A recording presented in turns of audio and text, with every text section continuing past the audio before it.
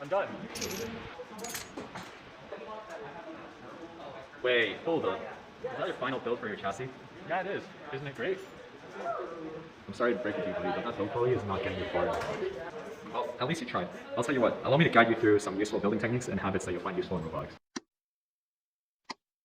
C-channel is the most basic part in Vex Robotics. It is used for building the frames of subsystems on your robot. There are two types of C-channel: aluminum and steel. Aluminum is the standard for competitive Vex robots. A robot built with aluminum is lighter, which reduces the strain on motors. Steel C-channel is heavier than aluminum, but it is much stronger and less malleable as the material is denser. Both aluminum and steel C-channel come in two different lengths out of the box: 25 holes and 35 holes, which is also known as a full length. Avoid cutting down C-channel when possible. After it is cut off, you cannot simply glue the metal back on. Before you decide to cut a piece of C-channel, make sure you have a clear plan, including a design drawing with measurements or a CAD model. Then, check the shared storage area in your shop to see if there's the part you were looking for sitting around already. After checking around the shop and you were able to find the desired piece, you can now consider cutting down a piece of C-channel. When securing a piece of C-channel in a vise to cut, make sure the C-channel is mounted on the correct orientation so you don't accidentally bend it. After cutting, file down the sharp edges of the metal. Failing to do this creates a safety hazard for you, your team, and anyone who decides to inspect your robot. And remember to mount your C-channel with nylocks. Cap nuts can easily get loose and should be only used for prototyping.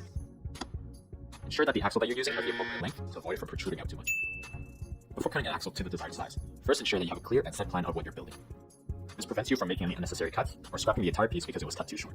Like C-channel and other metal parts, make sure to file down any sharp edges and corners after cutting. Make sure to lock and keep your axles in place with shaft collars. Routinely check that your shaft collars are tightened before use. You don't want any axles to fall out during a match. And make sure that they are tightened on the flat side of the axle.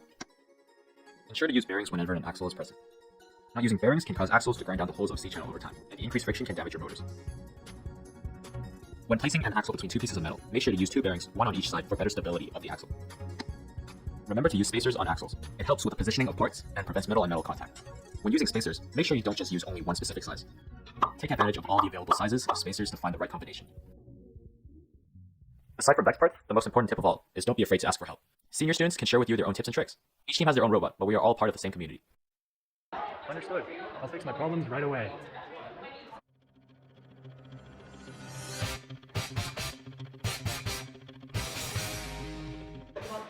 Alright, I'm done. Let's take it for a spin.